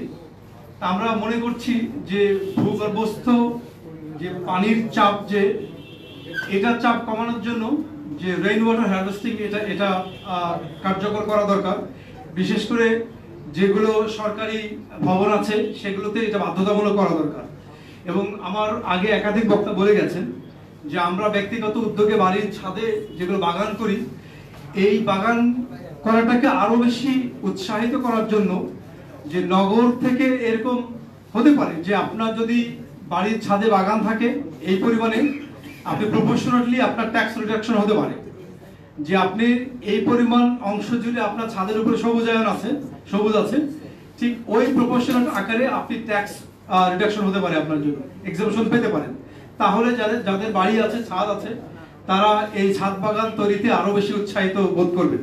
এখন যতটুকু করে শুধু নিজের মন থেকে ভালো লাগার খাতিরে করে, এটাকে একটা মানে তাগাদা দেওয়া যেতে পারে। আরেকটা হতে পারে যে গ্রিন করিডোর। আমি লন্ডনে দীর্ঘদিন ছিলাম, অনেক বছর ছিলাম। দেখুন শহরের ভিতরে যে বন থাকে, আমি যাওয়ার আগে মনে করতাম লন্ডন শহর অনেক বড় উঁচু উঁচু বিল্ডিং, শুধু আর কিছু নাই। যাওয়ার পর আমার ভাবনা চেঞ্জ হয়ে গেছে, আমার ধারণা শহরটা সম্পর্কে পরিবর্তন হয়ে গেছে। শহরের ভিতরে বন আছে, এপিক ফরেস্ট, শহরের ভিতরে বন। আমার এই শহরে বন কোথায়? আমার এই শহরে তো ঠিক মতো পার্কই নাই। তো এই যে বনায়ন করা, যে গ্রিন করিডোর করা আর কি, বিশেষ করে ঘন বসতিপূর্ণ যেসব মহল্লা এলাকা আছে, রাস্তার পাশ দিয়ে যে বিভিন্ন ধরনের সবুজ গাছপালা লাগানো, বা আমাদের যে খেলার মাঠগুলো বা পার্ক তো আসলে ওইভাবে নাই, যতটুকুই খেলার মাঠ আছে, সবুজ চত্বর আছে, এগুলোকে আসলে সংরক্ষণ করা দরকার। আর হচ্ছে আমাদের এনভায়রনমেন্ট ফ্রেন্ডলি ট্রান্সপোর্টেশন সিস্টেম দরকার।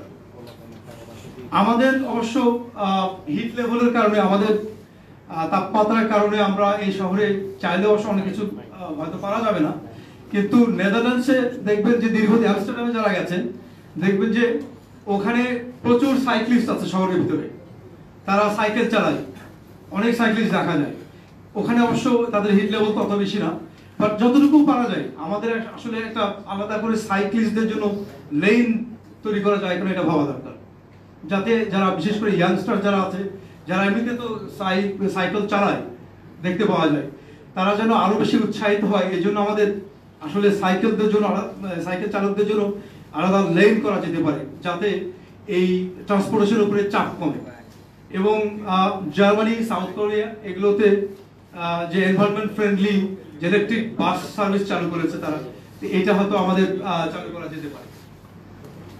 আরেকটা হচ্ছে যে আমাদের ভলান্টিয়ার টিম দরকার প্রতিটি পাড়ায় মহল্লায়, যে নগর পরিবেশ সেবক টাইপের একটা হতে পারে, টিম হতে পারে, যারা কিনা এই শহরকে কিভাবে আরো বেশি সবুজ করে গড়ে তোলা যায়, পরিবেশকে কিভাবে রক্ষা করা যায়, এগুলো নিয়ে সচেতনতামূলক কাজ করবে। এবং যদি তাদের মধ্যে থেকে স্টুডেন্টস হয়, হয়তো তাদেরকে একটা নমিনাল একটা ফি একটা ওয়েজেস দেওয়া যেতে পারে, একটা পার্ট টাইম কাজ আকারে তারা নিতে পারে, যেটা হবে পার্ট টাইম কর্মসংস্থানেরও সুযোগ হবে এবং তারা এই পরিবেশকে নিয়ে সচেতনতামূলক কার্যক্রম আরো বেশি করার জন্য উৎসাহিত বোধ করবে। তো এটাও আমাদের একটা অন্যতম ভাবনা।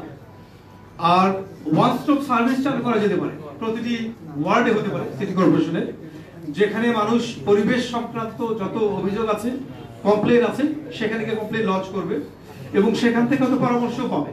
পরিবেশের কোনো বিপর্যয় যদি দেখে, সেখানে গিয়ে হয়তো বলবে যে আমাদের এটা হুমকির মুখে, ওখানে একটা সলিউশনের ব্যবস্থা করা যেতে পারে। তো একটা হয়তো সার্ভিস সেন্টার হতে পারে, যেখানে গিয়ে নগরবাসী তাদের এই পরিবেশের উপর তাদের কমপ্লেইনগুলো লঞ্চ করতে পারবে এবং ওখান থেকে সমাধানের চেষ্টা করতে পারে। আরেকটা হচ্ছে, আমার আগেও একাধিক বক্তব্য বলে গেছেন যে পলিটিক্যাল পার্টিস গুলো যে ইশতেহার থাকে, এই ইশতেহারে আসলে তাদের সবুজ ইশতেহার এটা বাধ্যতামূলক করা, এটা হতে পারে নির্বাচন কমিশন এটা বাধ্যতামূলক করে দেবে যে আপনার যে নগরের যে সবুজায়ন, এটা নিয়ে আপনাদের ভাবনা কি, এটাতে স্পেসিফিক ইশতেহার থাকতে হবে যে আপনি কি করতে চান, এবং এটা নিয়ে রাজনৈতিক দলগুলো ডিবেট হতে পারে। এবং আমাদের এইভাবেই আসলে যে বাসিন্দা থেকে নাগরিক হয়ে ওঠার যে সংগ্রাম, এটা জারি থাকবে। আর আমরা যে জুলাই আগস্টে যে অভূতপূর্ব অভ্যুত্থান হয়েছে, এরপরে আমরা যে অনেক নতুন রাজনৈতিক বন্দোবস্তের কথা বলছি, যে রাজনৈতিক রূপান্তরের কথা বলছি, সংস্কারের কথা বলছি, আসলে আমি তো মনে করি ওগুলোর পাশাপাশি আমাদের যে একটা হোলসেল সাইকোলজিক্যাল রিফর্ম দরকার নাগরিক আকারে, যে আমাদের মনস্তাত্ত্বিক মনোজগতের পরিবর্তন দরকার। আমি ঢাকা শহরে অনেকবার দেখেছি আমি, যে আপনি পাশ দিয়ে হেঁটে যাচ্ছেন, হয়তো পাশে একটা খাল আছে বা লেক আছে, উপর থেকে তরতর করে পলিথিন ব্যাগ পড়ছে, এটা ওটা পড়ছে, খাবার পড়ছে। তো একটা বাড়িতে শুধু একটা কোনো কিছু একটা বাস্কেট রাখলেই তো করে ফেলা যায়, বিন ব্যাগ রাখার কথা প্রত্যেকটা বাড়িতে। এটা আসলে এটা আমি জানি না, এটা ডাজন্ট মেক এনি সেন্স। আমি খুব মানে I find it really difficult to understand যে এটা কেন হয়। আপনার বাড়িতে প্রত্যেকটা বাড়িতে একটা করে বাস্কেটে জুড়ি আছে, ময়লা ফেলা, ওইটাতে না ফেলে জানালা দিয়ে আরো বেশি কষ্ট করতো। এই কাজটা কেন করে? এই 5 তলার উপর থেকে 6 তলার উপর থেকে তরতর করে এটা ফেলে ওটা ফেলে, এটা খুবই দুঃখজনক। আমরা প্রায়শই এই রাজনৈতিক নেতাদের কথা বলি, নগর পিতার কথা বলি, এটা করে না ওটা করে না। আমরা নাগরিক হিসেবে আমরা আমাদের এই মনস্তাত্ত্বিক যদি পরিবর্তন না আনতে পারি, আমরা কতটুকু আসলে এই নগরকে পরিবেশ বান্ধব করার জন্য, সবুজ করার জন্য এবং সুন্দর করে বসবাস উপযোগী করার জন্য আমাদের দায়িত্বকে কতটুকু পালন করছি। আমরা দায় এবং দরদের রাজনীতির কথা বলছি নতুন করে, এবং আমাদের ভিতরেও শুধু যারা নগরকে যারা গঠন করবে, নগরকে শাসন করবে, তারাই শুধু নয়, নগরে আমরা যারা বাস করছি তাদের ভিতরে এই দায় নগরের প্রতি এবং এই দরদ দেখাতে হবে। এই যতক্ষণ পর্যন্ত এই দুটোর মধ্যে একটা ফাইন একটা মিক্সচার না হবে, দুটোর মধ্যে সুন্দর সমন্বয় না হবে, আমাদের আসলে এই সবুজ বা পরিবেশ বান্ধব নগরের ভাবনাগুলো শুধু এই আলোচনা সেমিনার সিম্পোজিয়ামের মধ্যেই সীমাবদ্ধ থাকবে। আমি আশা করব যে শুধুমাত্র রাজনৈতিক নেতারাই নয়, তাদের ভাবনায় নয়, নাগরিকদের, এই শহরবাসীর, এই নগরবাসীরও যে এই নগরকে পরিবেশ বান্ধব এবং উপযোগী করে গড়ে তোলার জন্য আমাদের প্রয়াস প্রচেষ্টা অব্যাহত থাকবে, এই আশাবাদ ব্যক্ত করে আমি আমার বক্তব্য শেষ করছি। আসসালামু আলাইকুম।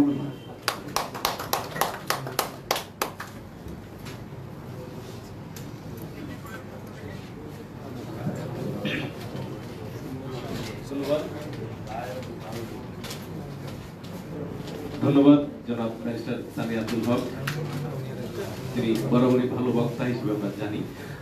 আমরা সাকিব ভাইয়ের কথা শুনবো, মনি আপার কথা শুনবো। তো আমি মনি আপাকে আগে বলার জন্য অনুরোধ করছি। আমাদের নীলুফার চৌধুরী মনি সাবেক এমপি এবং বিএনপির স্বনির্ভর বিষয়ক সহ সম্পাদক। মনি আপা অত্যন্ত পরিচিত একজন রাজনৈতিক ব্যক্তিত্ব এবং উনি অনেক সময় আমরা দেখে থাকি যে দলের বিভিন্ন বিষয়েও কথা বলেন। আর মানুষের পক্ষে, জনগণের পক্ষে আজকে আমাদের প্রিয় মরিয়াপাকে এখন কথা বলার জন্য বিনীতভাবে অনুরোধ করছি। বিসমিল্লাহির রহমানির রহিম। ক্যাপস এবং নাবিক আয়োজিত আজকের এই পরিবেশ বান্ধব নগর গঠনে রাজনৈতিক দলগুলোর ভাবনা অত্যন্ত সময়োপযোগী একটা আলোচনা। আমার আজকে আরেকটা প্রোগ্রাম ছিল, আমার কাছে মনে হয়েছে যে এটা অ্যাপ্রোপ্রিয়েট আমার জন্য, আমাদের জন্য। তাই আমি অনেক প্রতিকূলতার মাঝে আমি আসার চেষ্টা করেছি। আমি প্রথমেই বলতে চাই, সমস্ত অসম্ভব সম্ভবের দেশ বাংলাদেশ। এটা কিন্তু আসলে পজিটিভলি না, পজিটিভলি হলে খুব ভালো হতো, এটা নেগেটিভলি অসম্ভব সম্ভাবনার দেশ। এখানে কোনো আইন শৃঙ্খলা মানে হয় না, বরং যারা শৃঙ্খলা মানে, আইন মানে, তাদেরই শাস্তি হয়। তো সেই শাস্তিটা আমরা যখন কথা বলছি, আমি যেখানে অবস্থান করছি এখন, সেখান থেকে 200-300 গজ দূরে হয়তো বা উসমানী উদ্যান, আমার যদি ভুল না হয়, কিছুদিন আগে, কয়েক বছর আগে আমরা কত বছরের গাছ মানে নির্বিঘ্নে সরকারকে কাটতে দেখেছি। পৃথিবীতে কোথাও নেই সরকারের সন্ত্রাসবাদ, একমাত্র বাংলাদেশে এটা আছে। এই যে গাছগুলো তারা কেটেছে, তার বদলে কিন্তু গাছ লাগায় নাই। আমি ধানমন্ডি এলাকায় থাকি, সেইখানে আমি প্রত্যেক দিন যাওয়া আসার সময় রাস্তার মাঝখানে যে দুইটা আপ ডাউন রাস্তার মাঝখানে যে গাছগুলো লাগানো হয় শোভাবর্ধনের জন্য, সেটা দেখতে দেখতে গাছের কোন গাছটার কয়টা ফুল হলো গাড়িতে বা রিক্সায় বসে আমি দেখি। হঠাৎ করে একদিন দেখি কন্ট্রাক্টর গাছগুলি সমূলে উৎপাদন করছে, কেটে ফেলছে রাতের গভীরে। আমি যেহেতু রাতের বেলা কাজ করি, টকশো করে ফিরি, আমার কাছে অবাক লাগলো যে এই গাছগুলো রাতের বেলা কেন কাটছে। 2-3 দিনে দেখলাম সাবার করে ফেললো। এবং গাছ কাটছে কেন, এটা আরো অভিনব পন্থা তাদের, কারণ গাছগুলো বড় হয়ে গেছে। বড় গাছে তাদের কতটুকু ছায়া দিবে, পাখি আসবে, গান গাবে, খাবে দাবে, এইসব মানুষকে কতটা উপকার করবে সেটা না। ইঞ্জিনিয়ার এবং কন্ট্রাক্টর, সরকারি কর্মকর্তাদের নতুন করে টেন্ডারে আবার গাছ লাগানো কর্মসূচি থাকবে, আবার অর্থ এখানে ইনকাম হবে। গাছ যেহেতু বড় হয়ে গেছে, অতএব গাছের মধ্যে আবার পয়সা লাগাতে হবে। এটাই হচ্ছে জনগণের, আমার, আপনার, সবার ট্যাক্সের পয়সা, এই হচ্ছে আমাদের উদ্ধার করা।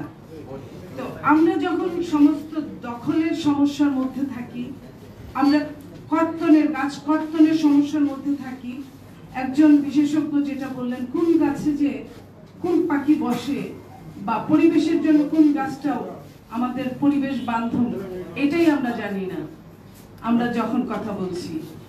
তো এই যে আমরা জানি না, কার্জন হলো কিন্তু এখান থেকে খুব বেশি দূরে না, ঢাকা বিশ্ববিদ্যালয়। আমি বোধহয় ওইখানেই দাঁড়িয়ে আছি, প্রায় কাছাকাছি।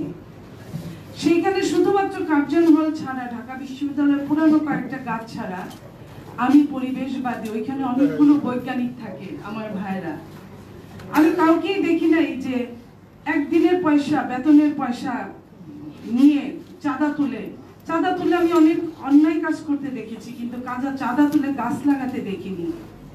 একটা বিশ্ববিদ্যালয়ের শিক্ষক, একজন বৈজ্ঞানিক যদি গাছ লাগাতো, তাহলে কিন্তু আজকে পজিটিভ হলেও হতে পারতো। মানুষ নেগেটিভের পেছনেই শুধু ছুটে, এটা ঠিক না। আগস্টের পরে 40টা প্রজাতির 5000 দেশীয় গাছ লাগিয়েছে।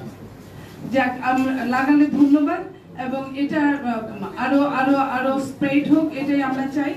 পাশাপাশি আমি এইটুকু বলবো যে মানে আমরা কতটুকু চাই সেটার উপর অনেক কিছু ডিপেন্ড করে। সবকিছুই রাজনীতিবিদদের দোষ, অস্বীকার করি না। নদী দখল, সাগর দখল, পুকুর দখল, মাছ দখল, ঘাট দখল, গাছ দখল, সব করে। রাজনীতিবিদদেরকে শেখায় কারা? রাজনীতিবিদদের আগে কিন্তু একটা গাছের পিছনে গিয়ে পড়ে না যে এই গাছটা সুন্দর দেখলাম, কালকে এটা বিক্রি করে ফেল। তাকে বুদ্ধি দেয় কারা? যারা বুদ্ধি দেয়, বাংলাদেশে এটার কোনো শাস্তির বিধানই নাই। আমরা ক্লাইমেট চেঞ্জের এফেক্টের একটা দেশ, প্রথম সারির সারা বিশ্বে।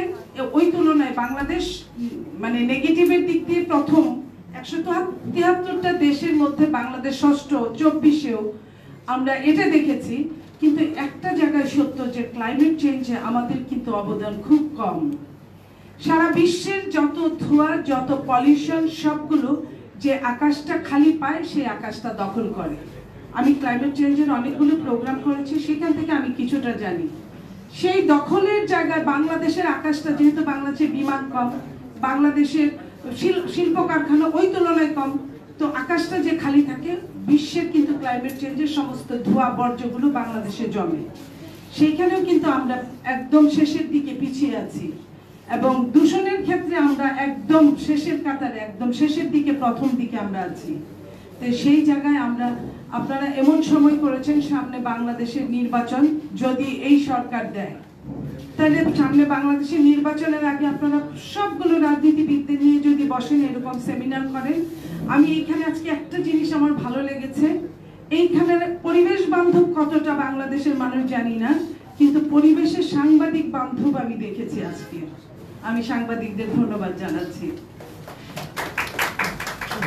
আমাদের একজন পরিবেশ বান্ধব আজকে পরিবেশ আপনার কি অ্যাডভাইজার হয়েছে। এই যে পরিবেশ অ্যাডভাইজার আমরা 9 মাসে কিন্তু দেখিনি। একমাত্র পলিথিন নিয়ে আমরা কয়েকটা কথা বলতে শুনেছি, কিন্তু পলিথিনেরও খুব একটা কাজ হয়েছে আমরা দেখিনি। উনি দেশি বিদেশি অনেক পুরস্কার পেয়েছেন, কিন্তু পরিবেশের কোন নদী, একটা নদী দখল উদ্ধার হয়েছে, কোথাও পরিবেশের 5000 গাছ লাগানো হয়েছে, কোথাও যদি আমরা বাংলাদেশে 18 কোটি জনগণ 2টো করে যদি গাছ লাগায়, 18 বা 20 কোটি জনগণ যাই হই না কেন, তাও কিন্তু 40 কোটি গাছ লাগানো যায়। একটা সময় আমরা দেখতাম যে আপনার বিদ্যুৎ স্পৃষ্ট হয়ে মানুষ আজকে যত মারা যায় তার চেয়ে অনেক কম মারা যেত। দাদা নানিদের কাছ থেকে শুনেছি যে তাল গাছ ছিল, অনেক তাল গাছ, খেজুর গাছ ছিল, যে খেজুর গাছ তাল গাছের জন্য বিদ্যুৎ গুলো সেই উঁচু উঁচু গাছগুলোকে আগে আকর্ষণ করত। সেই গাছগুলো এখন কেটে ফেলা হয়েছে, গ্রামেও কিন্তু এখন আর ওই গাছগুলো নাই, যে গাছগুলো আমাদেরকে আমাদের জীবন থেকে বাঁচাতো। আজকে হঠাৎ করে দেখি আমরা যে বৃষ্টি নাই, কিছু না, হঠাৎ করে একটা বিদ্যুৎ চমকিয়েছে, 8-10 জন মারা গিয়েছে। এই যে মারা যাওয়াটা, ক্ষতি কিন্তু আমাদেরই হচ্ছে। এই জনসচেতনতাটাও আমাদেরকেই বৃদ্ধি করা উচিত, বৃদ্ধি করতে হবে আমরা মনে করি। অথচ আমরা কিন্তু এই জায়গাগুলো কেউই যাই না, কখনোই যাই না। রাজনীতিবিদরা রাজনীতির বক্তৃতা দেয়, কিন্তু রাজনীতিবিদদের যদি চোখে আঙ্গুল দিয়ে দেখিয়ে দেওয়া যায়, রাজনীতিবিদরা কিন্তু না করে না। মাঝখানে বিএনপির সময় লাস্টের দিকে 2001 থেকে 2006-এর দিকে আমরা যা দেখেছি, বৃক্ষরোপণ একটা অভিযানে প্রত্যেক নেতারা কিন্তু এলাকা এলাকায় অনেক গাছ লাগায়। আমরা আওয়ামী লীগের 15.5 বছরে গাছ কাটা দেখেছি, গাছ লাগানো ওইভাবে দেখিনি যে কোনো নেতা 2000, 5000, 20,000 গাছ লাগিয়েছে। তো এইটা কিন্তু আমরা পজিটিভলি কিন্তু এই জায়গাটায় আবার আজকের আয়োজকদের আমি কৃতজ্ঞতার সাথে বলছি, এটা যদি আপনারা চালু করতে পারেন। আমরা তো শুধু সবাই সবার নামে গীবত করি, গীবতও না, সত্যি ঘটনাগুলোই বলি, আমাদের শুনতে খারাপ লাগে। আমরা প্রতিকারগুলো যদি একটু পাশাপাশি বলি, বা এই যে আজকে যারা সাংবাদিক আছেন প্রত্যেকের কোনো না কোনো সাবেক এমপি বা বর্তমান এমপি বা কোনো নেতার সাথে সম্পর্ক আছে। আপনারা যদি বলেন সামনে বর্ষাকাল আসছে, এই বর্ষাকালে আমরা কিন্তু পারি পরিবেশকে বান্ধবে আনতে। আমরা কিন্তু এটা পারি পরিবেশ মন্ত্রীর কাছে বলতে যে আপনি দেখান না বুড়িগঙ্গা নদীটাকে অন্তত উদ্ধার করেন, তার চারপাশে যত গাছপালাগুলো আপনি দোকানপাটগুলো চলছে সেটাকে আমরা না হয় উদ্ধার করি। আপনারা এই কথাটাও তো আমরা বলতে পারি তার কাছে। অথচ ওনার সাথে একটা সময় আমি টকশো করতাম, একটা সময় আমি সেমিনার করতাম, এত সুন্দর সুন্দর কথা বলতেন উনি, আমরা মুগ্ধ হয়ে যেতাম। আহারে, মনে হতো যে এদের কাছে কেন ক্ষমতা আসে না। এদের কাছে এমন একটা সময় ক্ষমতা আসছে যখন কোনো রাজনৈতিক দল তাদের পেছনে নাই, মানে সমালোচনা করার। তারা শুধু কাজ কাজ আর কাজ করবে, কিন্তু 9 মাসে আমরা কিন্তু কোনো কাজ করতে দেখি না। যতটা আমরা এই যে দমানো এইসব দেখছি, ততটা কিন্তু আমরা কাজ করতে দেখছি না। যতটা আমরা বুড়িগঙ্গা উদ্ধার বা অন্যান্য নদীগুলো, তুরাগ নদী, আশেপাশে ঢাকার আশেপাশে নদী উদ্ধার দেখবো, তার চেয়ে কিন্তু অনেক বেশি আমরা দেখছি আওয়ামী লীগের টাকা পয়সা কিভাবে সেভ করে দেওয়া যায়। আমরা কিন্তু সেভ করার জন্য 5ই আগস্ট আসে নাই। আমাদের সন্তানদের রক্তের বিনিময়ে, আমাদের রক্তের বিনিময়ে অনেকের সমস্ত দল মত নির্বিশেষে মাঠে নেমেছিল একটা কুখ্যাত মানুষকে চেঞ্জ করার জন্য, একটা রেজিমের চেঞ্জের জন্য, একটা হায়নার চেঞ্জের জন্য, একটা মাফিয়ার চেঞ্জের জন্য। মাফিয়া চেঞ্জ হয়েছে, কিন্তু আমাদের ভাগ্যের কোনো উন্নতি হয় নাই। সকালে সূর্য দেখলে নাকি বোঝা যায় সারাদিন কেমন যাবে। আমরা যে সূর্য দেখছি সেটাই আমরা কিন্তু খুব বেশি আশাবাদ ব্যক্ত করতে পারছি না। তবে ওই যে বলেন না যে যদি আপনার সহজ সোজা আঙ্গুলে ঘি না ওঠে তবে আঙ্গুলটা বাঁকাতে হয়। তো আজকে আমি পরিবেশবাদী যারা আছেন তাদেরকে বলছি, আপনারা যান ওই পরিবেশ মন্ত্রীর কাছে, তাকে গিয়ে এই যে আজকের যে কথাগুলো আসবে, যেগুলো উনি কি কাজটা করেছিল, এই জবাবদিহিতার পাশাপাশি কি কাজগুলো উনি করতে চান, আগামী যদি আরো 6 মাস থাকেন, 8 মাস থাকেন, 10 মাস থাকেন, বা আরো আরো আরো আরো ওনাদের স্বপ্ন পূরণ করার জন্য থাকেন, ওনারা এই দেশের নাগরিকদের জন্য, এই দেশের জন্য কি করতে চান, এই দেশের জন্য কতটুকু করবেন, এটা আমরা তাদের কাছে আশা করছি। এবং সেই পাশাপাশি আপনারা যদি গিয়ে বলেন যে এই বর্ষাকাল, আগামী মাস থেকে বর্ষাকাল, এই বর্ষাকালে ওনারা কত গাছ লাগাবে, সেই টার্গেটটা যদি আমরা আসলে উনি করবে বা করাতে পারাটাই হচ্ছে মেন কাজ। আপনারা যদি ওনাকে দিয়ে এইবার অন্তত এই কাজগুলো করাতে পারেন, আমাদের অনেকটা আশা পূরণ হয়। কারণ আওয়ামী রেজিম শুধু গাছ কেটেছে, গাছ লাগায় নাই।